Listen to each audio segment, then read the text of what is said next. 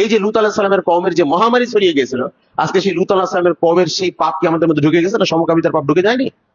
এমনকি আপনি দেখেন যে আমি যদি আরো স্পষ্ট করে বলি যে আরো অন্যান্য কওমের যে পাপগুলো ছিল সেগুলো আমাদের মধ্যে ঢুকে গেছে। আহলে মাদিয়ানকে যে আল্লাহ রাব্বুল আলামিন ধ্বংস করেছিলেন, তা কেন? কারণ ছিল এটা, তারা ওজনে কম দিত। তো আমাদের লোকজন দেয় না? তারা ডাকাতি করতো, চুরি করতো, আল্লাহ তাদেরকে ধ্বংস করেছে। আজ জাতি তারা নিজেদেরকে এমন পর্যায়ে ভাবতো যে তারা বলতো মান আসাদ্দু মিন্না কুওয়া, আমাদের চেয়ে শক্তিশালী আর কেউ আছে কি?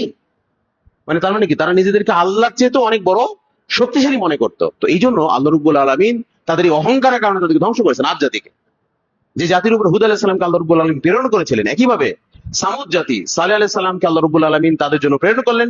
আর সালেহ আলাইহিস সালামের জাতিরা উঁচু উঁচু বিল্ডিং, উঁচু উঁচু প্রাসাদ নির্মাণ করা এবং আল্লাহর গজবকে চ্যালেঞ্জ করার দৃশ্যতা পর্যন্ত তারা দেখিয়েছিল। তো আজকে আমাদের সমাজে কি উঁচু উঁচু বিল্ডিং হচ্ছে না? আজকে মিডিল ইস্টের প্রতিযোগিতা হয়ে গেছে উঁচু উঁচু বিল্ডিং নিয়ে।